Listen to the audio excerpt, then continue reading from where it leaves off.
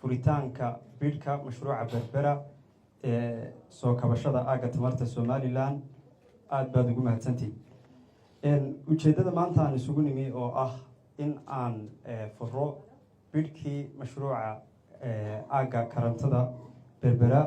component 2 oo inoo soo socday muddo dheer oo bidhkuna hawada inoogu jiray 60 cisho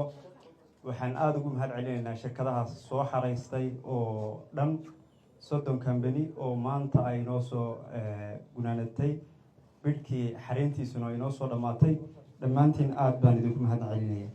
muhiimadda mashruucan uu leeyahay waxa weeye soo kabashada aaga kamarta korontada Somaliland khaasatan ay u heshay magaalada berbera oo ay ka faa'iideysanayaan bulshada iyo dadweynaha iyo shirkadaha magaalada berbera kaasoo saameyn mug leh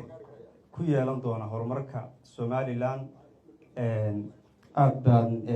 idinku soo dhaweynaya ugu dambeyn waxaan idin rajaynayaa dhammaantiin shirkadaha soo qaatay soo xariista mashruuca guul